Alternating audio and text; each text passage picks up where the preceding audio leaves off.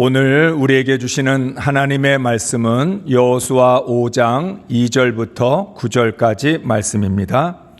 그때 여호와께서 여호수아에게 이르시되 너는 부싯돌로 칼을 만들어 이스라엘 자손들에게 다시 할례를 행하라 하시매 여호수아가 부싯돌로 칼을 만들어 할례산에서 이스라엘 자손들에게 할례를 행하니라.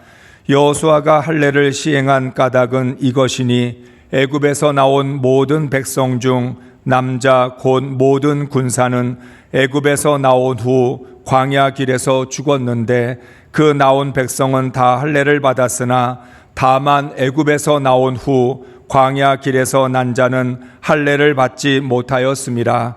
이스라엘 자손들이 여호와의 음성을 청종하지 아니하므로 여호와께서 그들에게 대하여 맹세하사 그들의 조상들에게 맹세하여 우리에게 주리라고 하신 땅 곧 젖과 꿀이 흐르는 땅을 그들이 보지 못하게 하리라 하시매 애굽에서 나온 족속 곧 군사들이 다 멸절하기까지 40년 동안을 광야에서 헤매었더니 그들의 대를 잇게 하신 이 자손에게 여호수아가 할례를 행하였으니 길에서는 그들에게 할례를 행하지 못하였으므로 할례 없는 자가 되었음이었더라.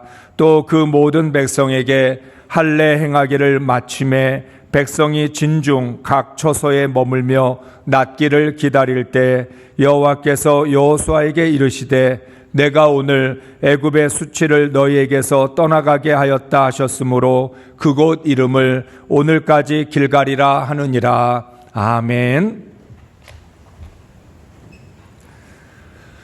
할렐루야. 하나님께서 다스리시는 계절은 어김없이 깊어져가는 가을을 알려줍니다. 가을은 풍성한 열매를 준비해 놓고 우리를 기다립니다. 하나님의 말씀을 따라 하나님이 원하시는 믿음을 준비한 사람만이 풍성한 열매를 거둘 수 있습니다. 여러분 모두가 하나님께서 허락하신 풍성한 열매를 나누고 베푸는 기쁨을 누릴 수 있기를 바랍니다. 이스라엘은 가나안 정복을 위한 첫 걸음을 성공적으로 내딛었습니다. 어떤 어려움도 없이 안전하게 모두 요단을 건넜습니다. 하나님은 요단을 건너는 과정에서 이스라엘 백성에게 아무것도 요구하지 않으셨습니다. 다만 요단을 건넌 후에 12돌을 기념물로 세우라고 요구하셨을 뿐입니다. 요단을 건너는 과정에서 이스라엘 백성은 아무것도 하지 않았습니다. 하나님의 말씀에 순종하고 따랐을 뿐입니다. 요단을 건넌 후에야 하나님께서는 12돌을 기념물로 세우라고 명령을 하셨습니다. 그리고 왜 요단을 건너야 하는지를 가르쳐 주십니다. 그러니까 하나님은 이스라엘 백성들에게 요단을 건너는 일에 힘을 쓰지 말고 왜 요단을 건너야 하는지 그 의미와 뜻을 깨닫는 일에 힘을 쓰라는 거죠. 사랑하는 성도 여러분, 우리는 어디에다가 힘을 씁니까? 문제를 해결하고 고난을 해결하고 내 앞에 요단을 건너는 일에 모든 힘을 다 쏟습니다. 그리고 정작 내가 왜 고난을 이길 수 있었는지, 왜 문제가 해결됐는지, 어떻게 요단을 건넜는지에 대한 의미는 깨닫지 못합니다. 우리는 신앙으로 살아가고 있는 것처럼 보이지만 사실은 신앙적이지 않습니다. 요단만 건너면 되고 문제가 해결만 되면 됩니다. 거기에만 힘을 쏟는 거죠. 그런데 하나님은 이스라엘 백성들에게 너희가 요단을 건너는 일을 위하여 힘을 쓸 필요 없다. 그것보다는 왜 요단을 건너야 되는지, 왜 12돌의 기념비를 세워야 되는지 그 이유와 의미를 깨닫는 것에 힘을 쓰라고 말씀을 합니다. 우리는 항상 하나님의 뜻을 깨닫기 위하여 이러한 영적인 의미들을 깨닫기 위해서 스스로에게 질문을 던져야 합니다. 지난 한 주간 동안 내가 건넌 요단의 의미가 무엇인지를 깨달았는지, 모든 삶의 환경 속에서 하나님 경외하기를 얼마나 배웠는지를 물어야 합니다. 묻지 않으면 답도 없습니다. 영적인 의미를 알고 싶으면 영적인 질문을 던져야 합니다. 반대로 세상적인 질문을 던지면 세상적인 답만 돌아올 뿐입니다. 우리가 정말 하나님의 은혜로 살고 싶고 하나님의 뜻대로 살아가고 싶다면 은혜에 대한 질문을 해야 되고 하나님의 뜻에 대한 질문을 해야만 하는 거죠. 하나님을 믿는다는 것은 단순히 종교적인 활동을 하는 것이 아닙니다. 주일을 성수하고 교회 활동하는 것으로 하나님의 나라가 세워지지 않습니다. 하나님을 믿기 때문에 모든 상황에서 하나님께 질문을 하고 하나님의 말씀에서 답을 찾아야 합니다. 고난을 해결하고 문제를 극복해도 말씀으로 하나님의 뜻을 깨닫지 못하면 아무런 변화가 일어나지 않습니다. 지나온 날들 속에 그렇게 많은 은혜를 경험했는데 하나님께 은혜를 받은 것에 비하면 우리는 생각보다 변화되지 않습니다. 성숙하지 않습니다. 지금까지 우리가 받은 은혜를 생각해 보면 우리는 놀랍게 변화되어 있어야 합니다. 하나님이 베풀어 주신 은혜를 생각해 보면 나는 성숙한 그리스도인으로 서 있어야 합니다.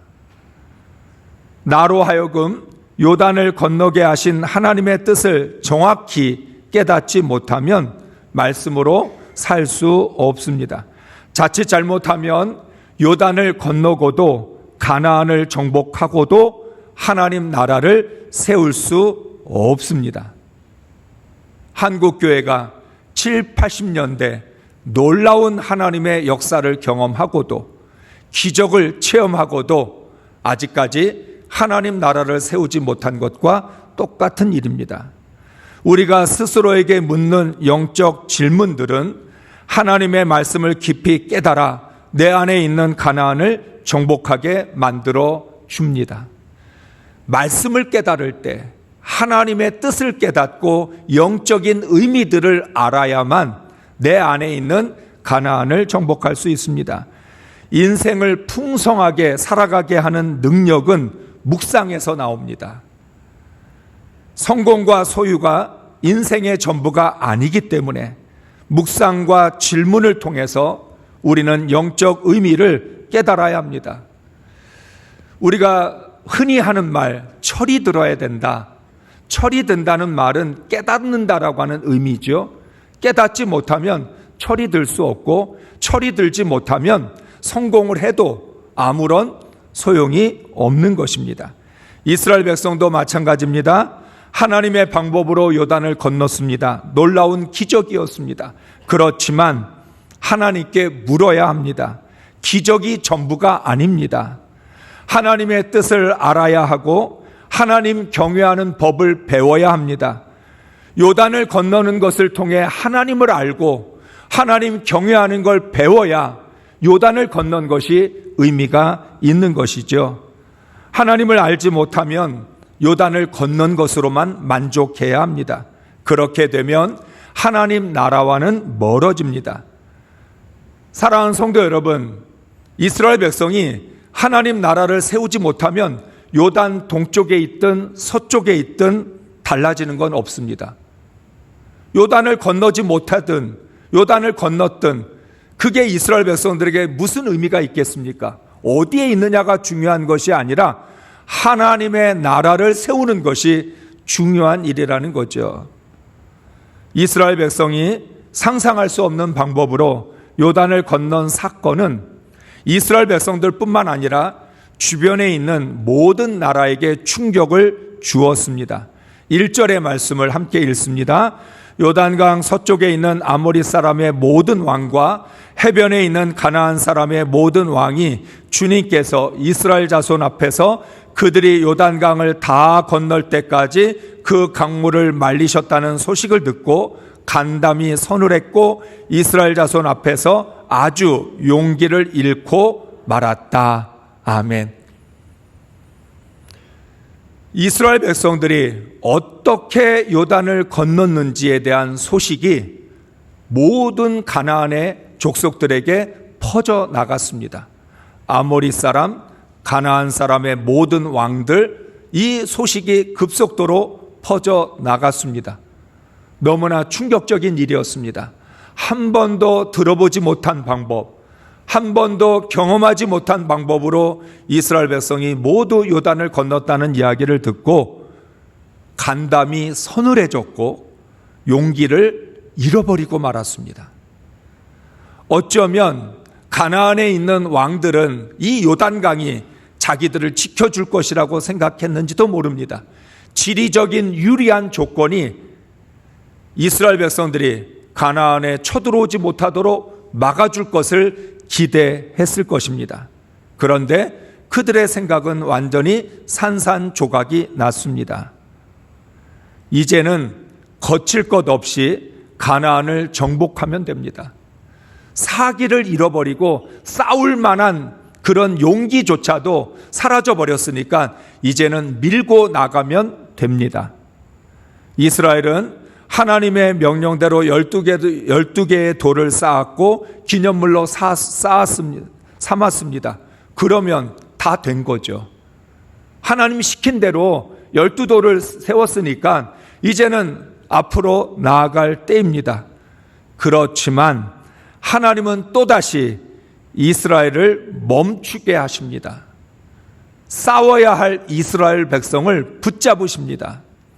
하나님은 광야 40년 동안 구름기둥과 불기둥으로 이스라엘이 가고 서는 것을 훈련시켰던 것처럼 다시 한번 이스라엘 백성을 멈추게 하십니다. 사람이 생각할 때는 분명히 싸워야 할 타이밍인데 하나님은 멈추게 하십니다. 반대로 분명히 멈춰야 할 때인데 하나님은 가게 하시기도 합니다. 믿음으로 산다는 것은 모든 선택과 결정을 하나님께 맡긴다는 뜻입니다. 모든 타이밍, 언제 가고 언제 서느냐라고 하는 그 결정을 하나님께 다 맡긴 것이죠. 도저히 이해할 수 없는 일에도 순종을 해야 합니다. 눈앞에 있는 목표만 바라보고 덤벼들면 실패합니다. 멈추게 하시는 하나님의 뜻을 깨달아야 합니다. 앞서 말씀을 드린 것처럼 언제 가느냐, 언제 멈추느냐, 우리의 관심은 거기에 있는데 왜 멈추게 하시느냐, 왜 가게 하시느냐라고 하는 하나님의 뜻에 초점을 맞춰야 하나님의 인도하심을 받을 수 있습니다. 무조건 밀어붙이는 것이 아니라 하나님의 말씀에 집중해야 합니다. 하나님은 이스라엘 백성들에게 이해할 수 없는 명령을 내리십니다. 2절, 3절의 말씀을 읽습니다. 그때 여호와께서 여호수아에게 이르시되 너는 부싯돌로 칼을 만들어 이스라엘 자손들에게 다시 할례를 행하라 하시매 여호수아가 부싯돌로 칼을 만들어 할례산에서 이스라엘 자손들에게 할례를 행하니라. 아멘. 할례를 베풀면 이스라엘 백성들은 움직일 수 없습니다. 싸울 수도 없습니다. 할례를 베풀라고 하는 말은 전쟁을 포기하라고 하는 말과 똑같습니다. 반드시 할례를 행해야 한다면 요단을 건너기 전에 했어야 합니다. 그런데 하나님은 요단을 건너기 전에는 할례에 대해서 말씀도 하지 않으셨습니다. 그리고 요단을 건넌 다음에 적들은 간담이 서늘하고 싸울 용기마저 잃어버린 이 중요한 순간, 너무나도 좋은 절호의 귀의 앞에서 하나님은 할례를 행하라는 겁니다. 너희들은 아무것도 하지 말고 움직이지 못하고 누워있으라는 말입니다. 적들이 곳곳에 진을 치고 공격을 준비하고 있는 상황에서 움직이지 못하면 결과는 불보듯 뻔합니다. 세상의 시선으로 바라보면 하나님이 이스라엘을 패배로 몰아넣으시는 것처럼 보입니다. 그러나 하나님의 시선에서 보면 가나안을 정복하는 것보다 더 중요한 일이 있습니다.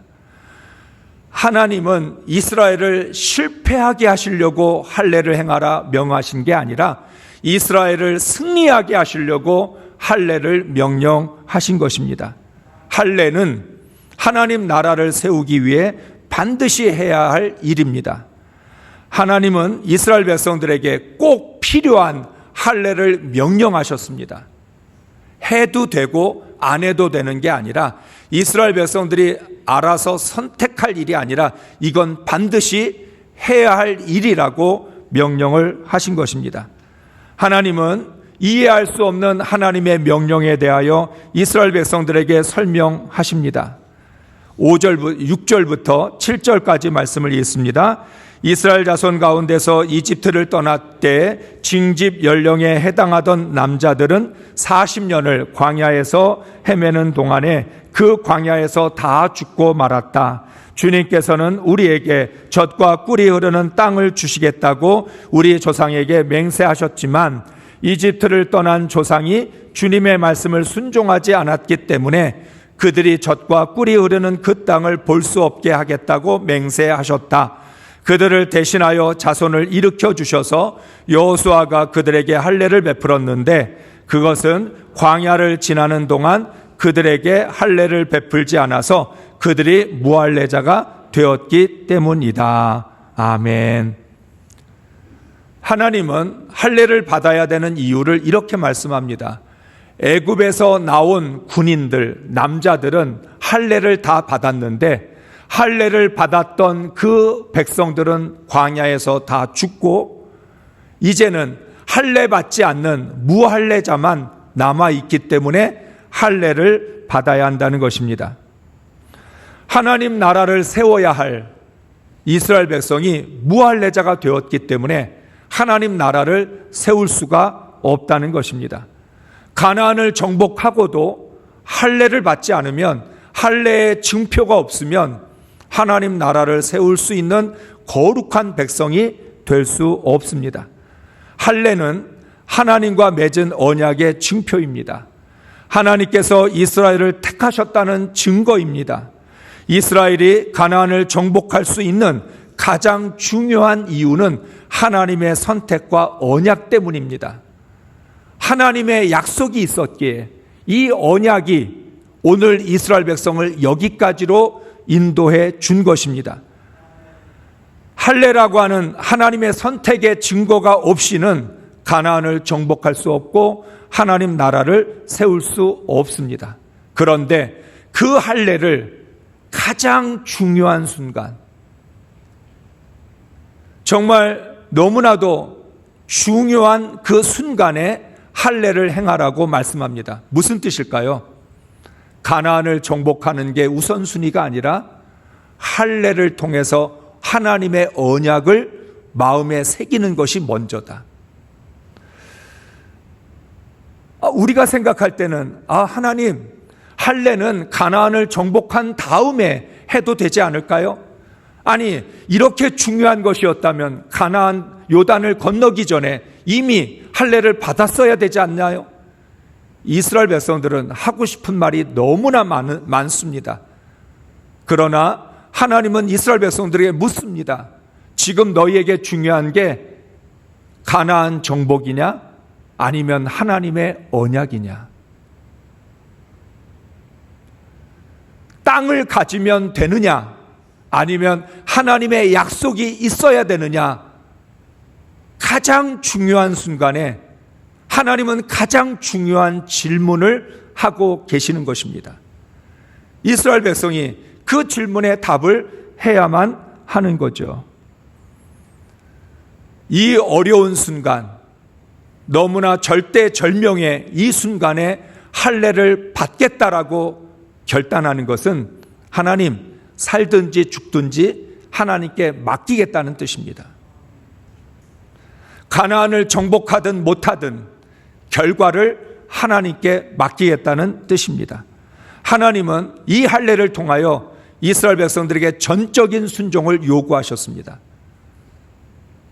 우리 인생에 성공보다 더 중요한 것, 소유보다 더 중요한 것, 승리보다 더 중요한 것, 정복보다 더 중요한 하나님의 약속, 하나님의 계획이 있다는 것을 말씀하면서 하나님 앞에 전적으로 순종하라고 말합니다. 할례는 결정적인 상황에서 언제나 하나님을 따르겠다는 약속입니다. 또한 이스라엘을 어떤 상황에서도 버리지 않겠다는 하나님의 약속입니다. 이스라엘 백성들에게는 결정적인 순간에도 하나님만 의지하고 하나님을 따르겠다라고 하는 약속이고, 하나님은 어떤 경우에도 내가 너희를 버리지 않겠다, 너희를 떠나지 않겠다라고 하는 약속입니다. 이 약속이 없이는 가나안을 정복할 수 없고 하나님 나라를 세울 수 없습니다. 우리는 능력으로, 내 힘으로 가나안을 정복할 수 있다고 착각하는데, 하나님의 약속이 가나안을 정복하게 하는 것이지 우리의 노력이나 우리의 능력이나 우리의 열정으로 가나안을 정복하는 게 아닙니다. 하나님은 보다 더 구체적으로 할례의 이유를 가르쳐 주십니다. 9절의 말씀을 읽습니다. 여호와께서 여호수아에게 이르시되 내가 오늘 애굽의 수치를 너희에게서 떠나가게 하였다 하셨으므로 그곳 이름을 오늘까지 길갈이라 하느니라. 아멘. 수치라는 히브리어의 뜻은 수치, 부끄러움, 치욕, 비방을 의미합니다. 지금 요단을 건넌 이스라엘 백성들의 심령 깊은 곳에, 그들의 마음 깊은 곳에 수치와 부끄러움과 치욕과 비방들이 있다는 거예요. 하나님은 하나님을 위해서 할례를 행하라고 하신 것이 아니라 이스라엘 백성들의 마음속에 있는 근원적인, 그들의 마음에 자리 잡고 있는 그 수치와 부끄러움을 떠나가게 하려고 할례를 행하라 명령하셨습니다. 사람은 누구나 마음 깊은 곳에 부끄러움과 상처를 가지고 있습니다. 여러분, 죄라고 하는 것이 우리 영적인 문제라면 이 수치는 우리의 마음의 문제입니다. 사람은 성공을 하고도 자신 마음속에 있는 수치와 치욕을 벗어버리지 못합니다. 어떤 인생의 결과를 얻든지에 상관없이 우리 내면에 자리 잡고 있는 이 부끄러움, 그리고 상처, 아픔, 이것은 사라지지 않는다는 거죠. 우리 안에 있는 수치와 상처는 오랜 시간에 걸쳐서 만들어진 것입니다. 쉽게 해결되지 않습니다. 그래서 사람은 언제나 쉽게 해결하는 방법을 선택하는데, 성공을 통해서, 사람의 칭찬과 인정을 통해서 나의 부끄러움을 씻으려고 합니다. 명예와 권력을 통해서 내 안의 상처를 대신하려고 합니다. 우리의 힘으로는 내 마음속에 있는 이 수치와 부끄러움, 그리고 치욕과 이 모욕들, 상처들, 아픔들, 이걸 해결할 수 없으니까 대신해서 사람들의 칭찬과 인정, 명예와 성공, 이러한 것들로 대신하거나 덮으려고 한다는 것이죠. 한마디로 말하면 자존심의 문제, 이거 참 해결하기 어려워요. 은혜를 받아도 자존심의 문제는 여전히 남아 있습니다. 하나님의 은혜로 구원받고 죄 씻음 받았는데 자존심은 해결이 되지 않는다는 거예요.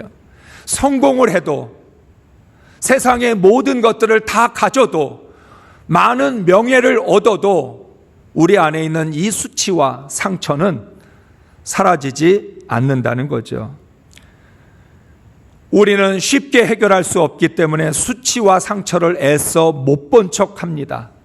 그러나 그런다고 없어지지 않습니다. 이스라엘 백성도 마찬가지입니다. 이스라엘 백성이 단순히 애굽을 떠났다는 것만으로 모든 수치도 떠나는 것은 아닙니다. 이스라엘 백성의 심령 깊은 곳에 있는 부끄러움과 치욕이 사라져야 거룩한 백성이 될 수 있습니다. 종의 신분에서 벗어났다고 내면의 자유를 누리는 것은 아닙니다. 종살이에서 벗어났어요. 종살이를 했던 서러움들, 종살이를 하면서 당했던 모욕과 그 수치들, 부끄러움들, 그거 씻어지지 않는 거예요. 부모님들이 겪은 일이지만 그 부모님을 지켜봤던 자녀들의 마음속에도 자리 잡고 있는 아픔이라는 거죠. 그리스도인들이 자신의 내면 깊은 곳에 수치를 품고서는 진정한 그리스도인이 될 수 없습니다. 죄로부터의 구원과 함께 죄로 인하여 받았던 모든 수치도 씻어져야 합니다. 이것이 요단을 건넌 아주 중요한 이유입니다. 사실 오늘 말씀도 왜 요단을 건너야 할까 세 번째로 정하긴 해야 되는데 너무 같은 제목이 반복되니까 제가 제목을 바꿨어요. 왜 요단을 건너야 됩니까? 요단을 건너는 걸 통해 하나님을 알려고, 하나님의 뜻을 알아야 되기 때문에. 왜 요단을 건너야 합니까? 하나님 경외하는 걸 배우려고. 왜 요단을 건너야 합니까? 우리 안에 있는 수치가 떠나가야 되니까.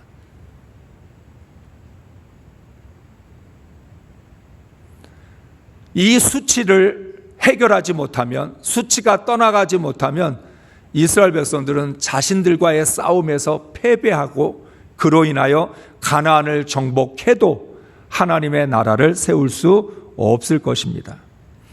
하나님은 이스라엘 백성들의 모든 수치를 떠나가게 하시려고 요단을 건너게 하셨습니다. 그런 의미에서 여러분, 세례는 죄 씻음을 말하지만 성령 세례는 우리 안에 있는 모든 부끄러움과 치욕을 씻어내는 것입니다. 물 세례도 받고 성령 세례도 받아 중생의 체험을 통해서 내 자존심 안에 상해 있는, 병들어 있는 내 자존심이 건강하게 회복이 되어야, 그래야 정말 예수를 제대로 믿을 수 있다는 거예요. 지나온 삶의 상처가 남아있는 한 우리는 건강한 그리스도인이 될 수 없습니다.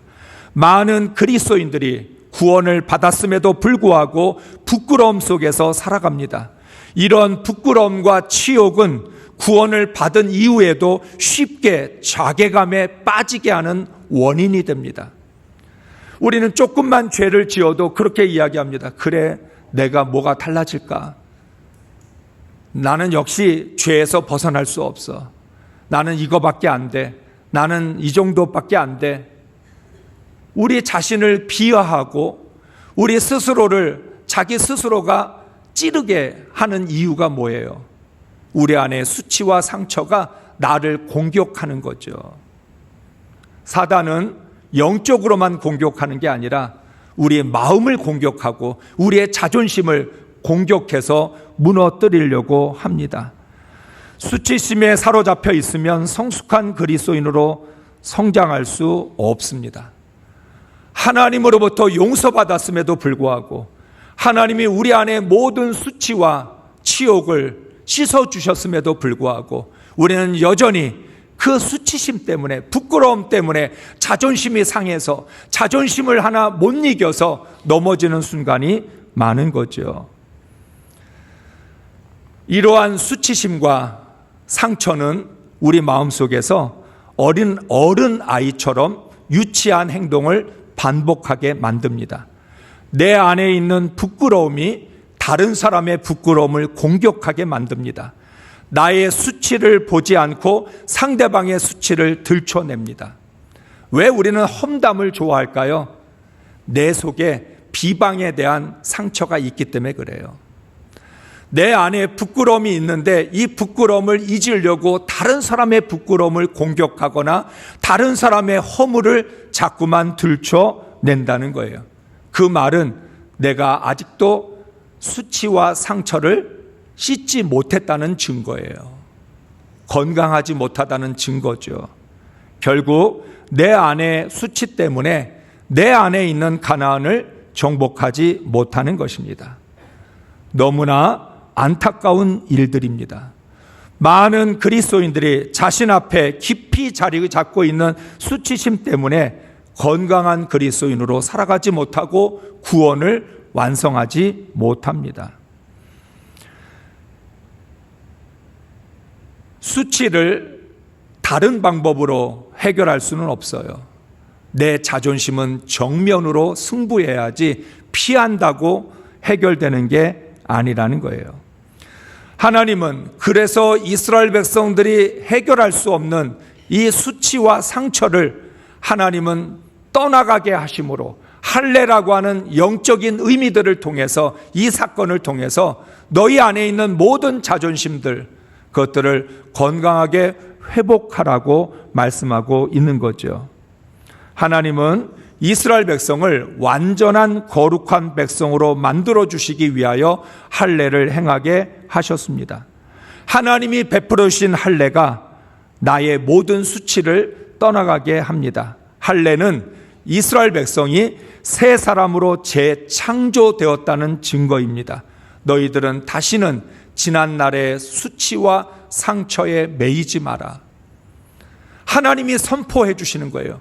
이 할례가 증거다.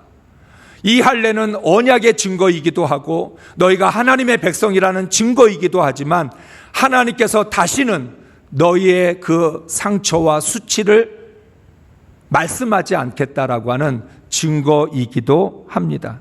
우리는 완전한 그리스도인이 되기 위하여 모든 수치를 씻어내야 합니다.